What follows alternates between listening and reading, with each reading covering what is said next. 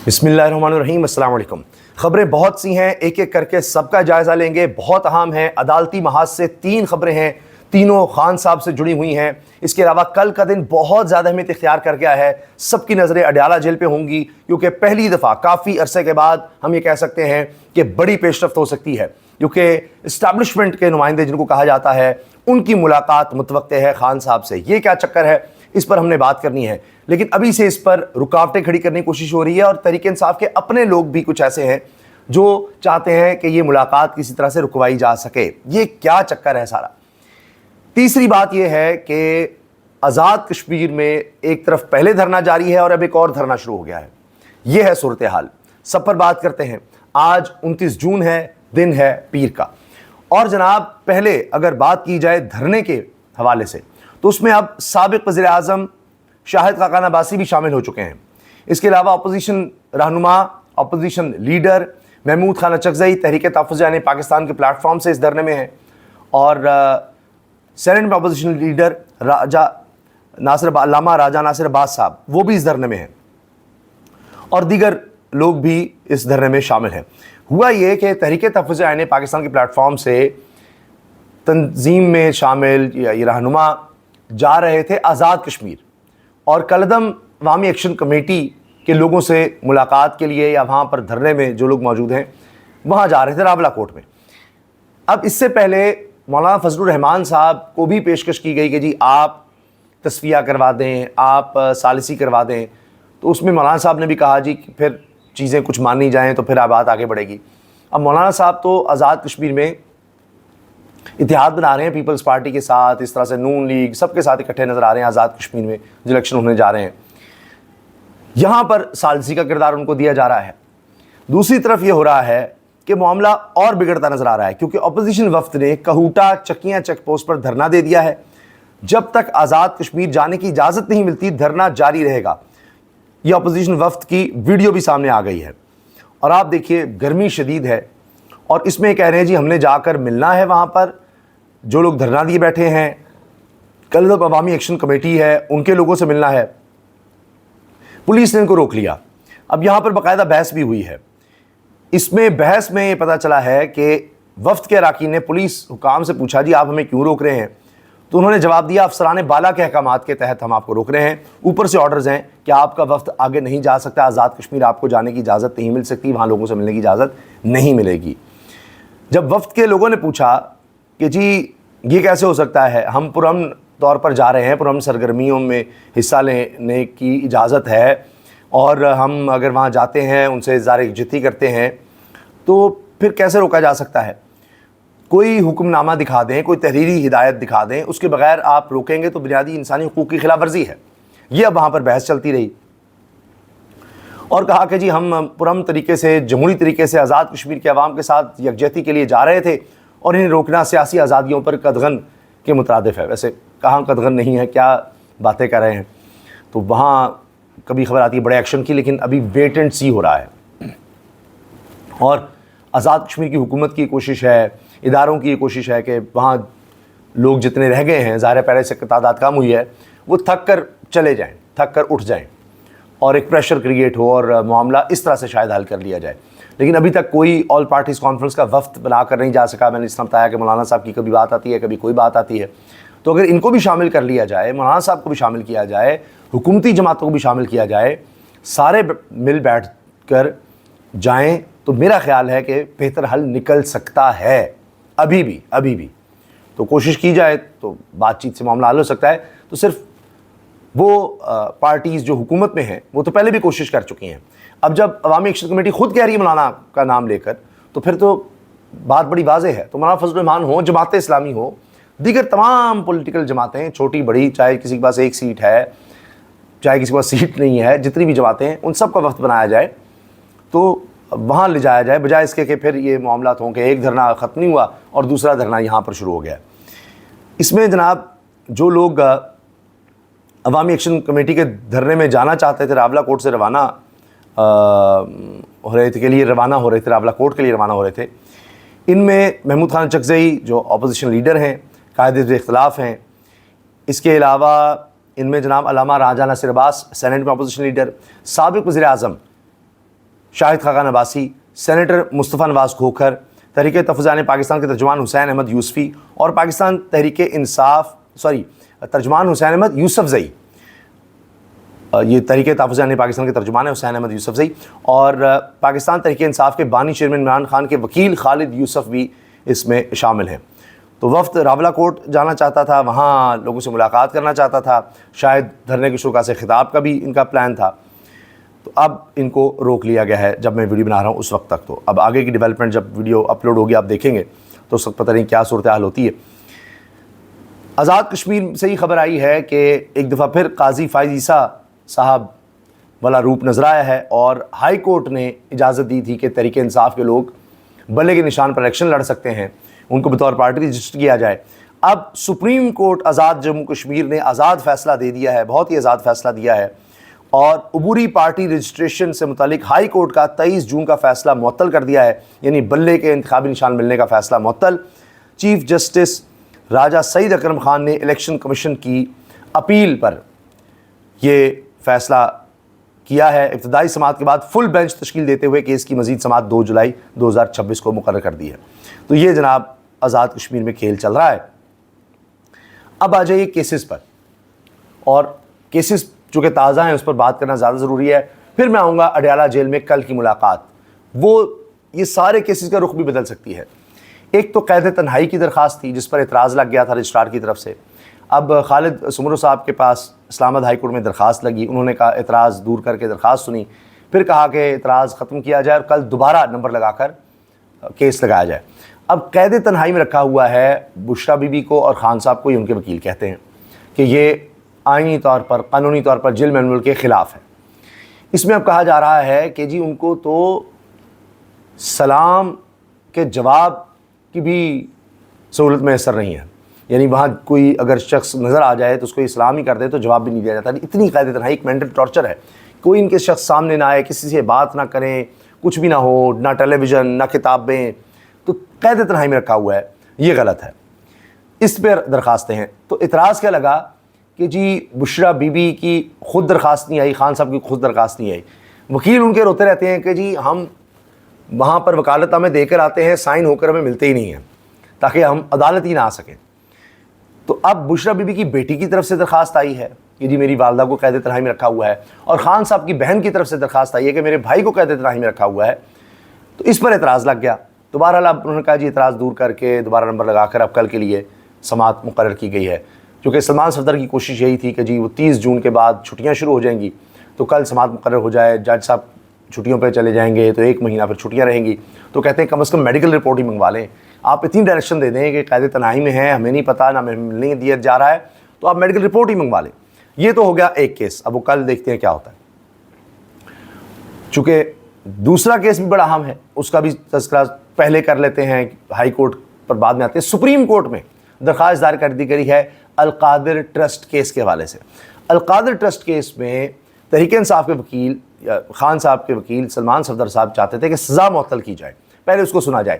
اسلام آباد high court میں chief justice سرفراز ڈوگر نے وہ درخواست مسترد کر دی، کہا جی مین اپیل ہی سنیں گے، ابھی آج بھی وہ کیس لگا ہوا تھا۔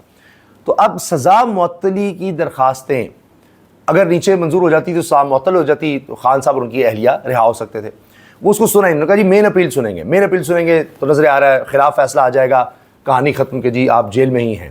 ہائی کورٹ نے بھی آرڈر کر دیا، نچلی عدالت سے آپ کو جیل ہوئی تھی القادر ٹرسٹ کیس میں، یونیورسٹی کیس میں، 190 ملین پاؤنڈ کیس میں، اب وہ ہائی کورٹ سے کنفرم ہو گیا، اب آپ جائیں آئینی عدالت میں۔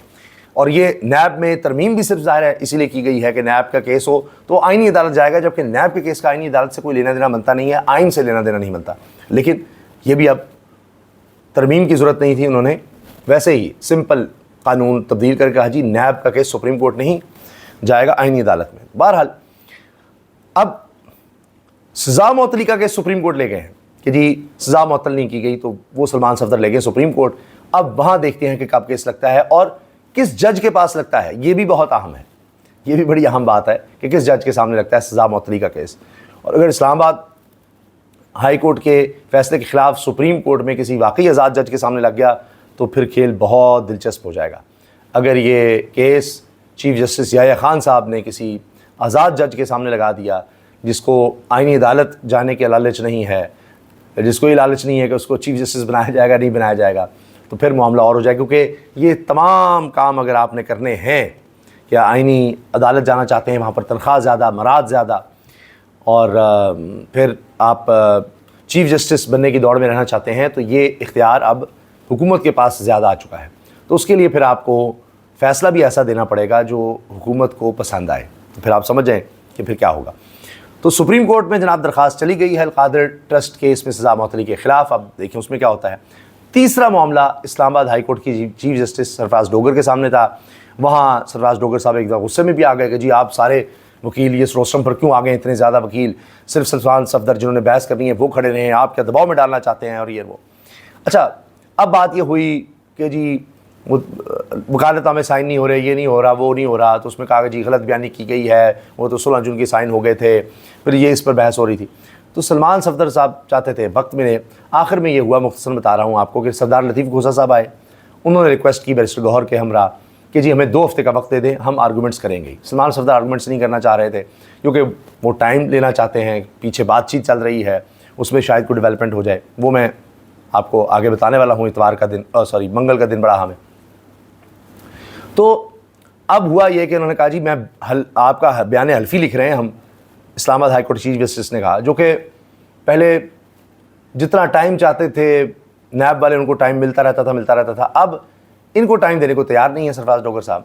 جلدی فیصلہ کرنا ہے. بہرحال انہوں نے کہا جی 2 ہفتے ہیں، پھر آپ کو آرگومنٹس کرنے ہوں گے، ورنہ ہم پروسیکیوٹر کو سن لیں گے بس نیب کے، اور خود سے فیصلہ کر دیں گے بس نیب کے پروسیکیوٹر کو سن کے، تو مزید کوئی اس پر بات نہیں ہوگی.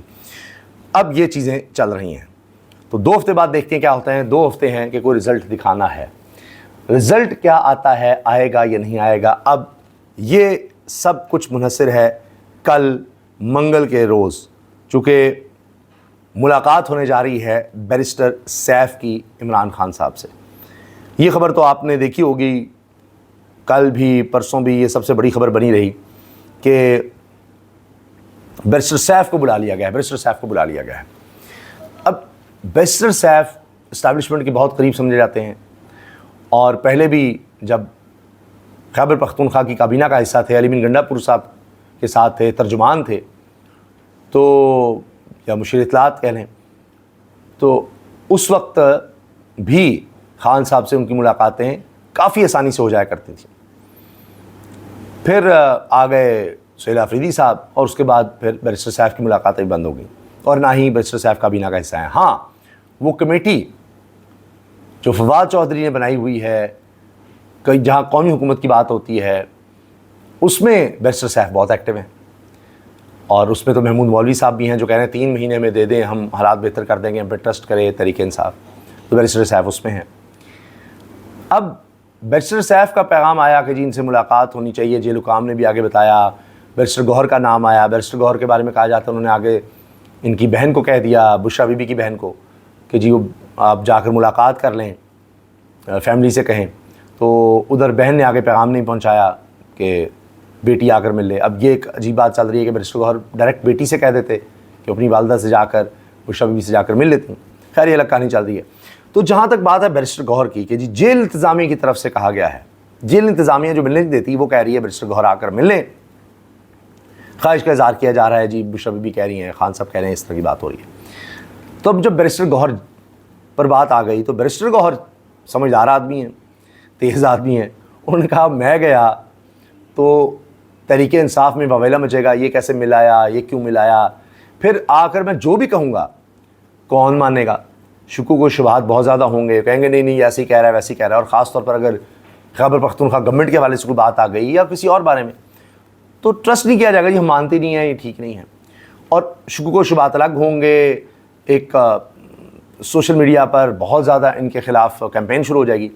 انہوں نے کہا کہ جی ایسے ہی نہیں، میں جاؤں گا تو پھر فیملی میں سے کوئی نہ کوئی لازمی جائے.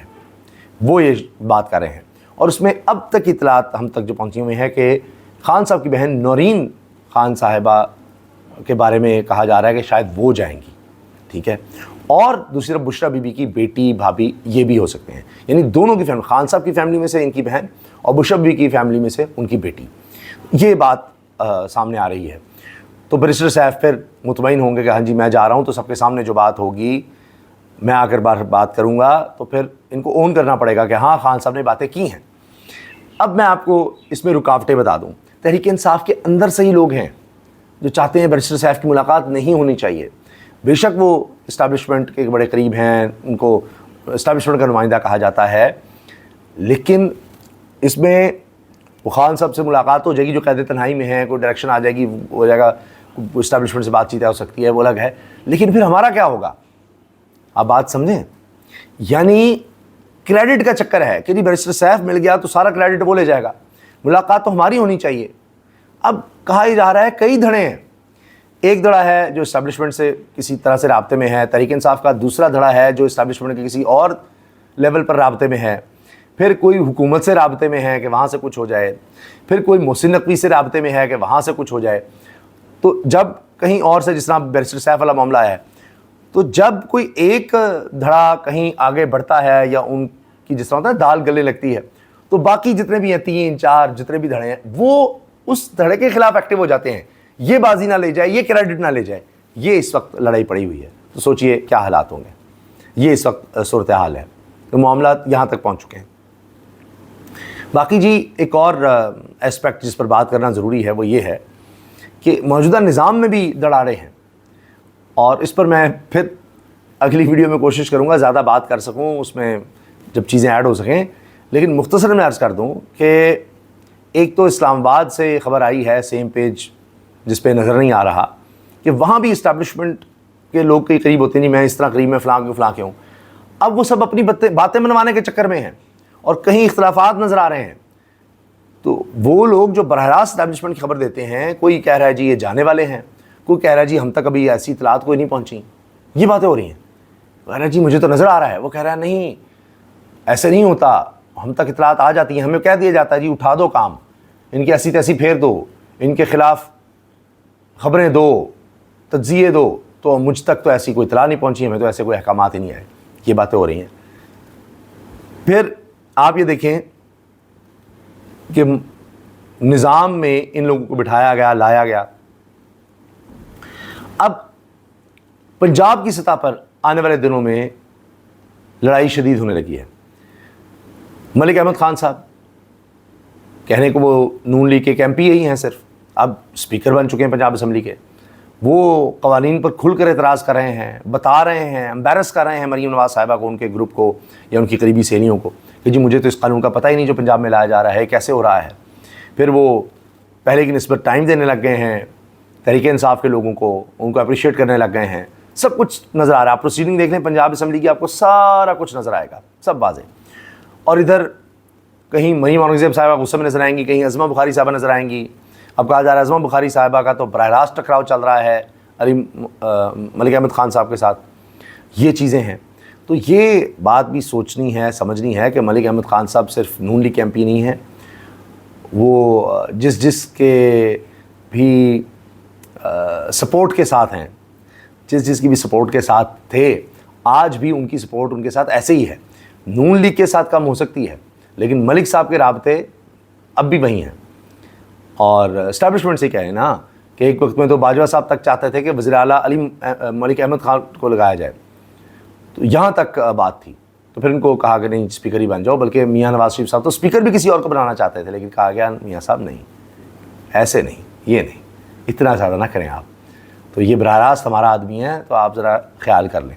تو لہٰذا ملک احمد خان صاحب کو کمزور نہیں پڑ گئے اتنے عرصے میں، اور نون لیگ اگر یہ سمجھتی ہے، نون لیگ سے میری مراد ہے شریف خاندان، کہ جی ملک احمد تو ایسی تیسی، یہ کیا کر لے گا یا کچھ ہو جائے گا، یا اگر کوئی وزراء اس کو کچھ کہہ بھی دیتے ہیں تو کوئی اتنا مسئلہ نہیں ہے، تو جناب ایسا نہیں ہے، ملک صاحب اب بھی تگڑے ہیں، تو ذرا دھیان سے میں آپ کو آگاہ کر رہا ہوں۔ یہ جو چیزیں میں آپ سے عرض کر رہا ہوں نا، یہ آنے والے دنوں میں آپ کو تیز نظر آئیں گی۔ یہاں پر نظام کے اندر بیٹھے لوگوں کی آپس میں چپلش، کیونکہ ہر کوئی ایک پریشر گروپ بن کر اپنا کام نکلوائے گا۔ ابھی آپ نے دیکھا نا ثناء اللہ صاحب نے خبر دی کہ فیصل واڈا صاحب جو چاہتے تھے وہ ہو گیا ہے، وہ آئے، انہوں نے ایک پریشر بلڈ کیا اور اپنا کام کروا لیا۔ اسی طرح سے آپ دیکھیں کہ یہ دھڑے بھی اب ملک احمد خان صاحب ہیں، وہ پریشر ڈال رہے ہیں، ان کی بھی کوئی گریونسز ہوں گی، کوئی مسائل ہوں گے، وہ پورے ہو جاتے ہیں تو وہ بھی پھر سیٹ ہو جائیں گے۔ تو یہ ہر طرف سے اب آپ کو ایک پریشر ٹیکٹکس اور زیادہ ताकतवर होते नजर आएंगे। बाकी जनाब, अब तो नजम सेठी साहब ने भी कह दिया स्टेज पर इस किस्म का नया कानून बनाने की क्या ज़रूरत पड़ी, आपके पास हर किस्म का कानून है। ये जो कहा जा रहा है ना कि एंटी सोशल बिहेवियर, उसके ख़िलाफ़ कानून हम ला रहे हैं कि बंदे का पासपोर्ट, ID कार्ड, उसका सोशल मीडिया बंद, उसके अकाउंट्स बंद, उसकी जायदाद जब्त, उसको कड़ा भी पहनाया जा सकता है, इधर उधर ना जाए तो, और वो कमेटी कर देगी, जो हुकूमत एक कमेटी बनाएगी। तो ये कह रहे हैं बकौल नजम सेठी साहब के कि समझे ना, अब आगे बल्दियाती इलेक्शंस भी तो हैं, तो उसके लिए भी तो बात नहीं बन रही, तो एक पार्टी है, लोग उसको नहीं छोड़ रहे, तो ये कानून उसके लिए भी इस्तेमाल हो सकता है। फिर कहते हैं कि जब आपको कानून की ज़रूरत भी नहीं पड़ती और आप गायब भी कर देते हैं, जेलों में मुलाकातें कानून के तहत रोकी जाती हैं, फिर भी इसकी क्या ज़रूरत है? तो इसकी ज़रूरत पॉलिटिकली है, ये नजम सेठी साहब कह रहे हैं। तो आप देखिए ना, मैंने आपको बताया ना, अंदर से ये आवाज़ें उठ रही हैं और हर कोई अपना प्रेशर डाल रहा है अपने काम निकलवाने के चक्कर में। इजाज़त दीजिए, अल्लाह हाफ़िज़।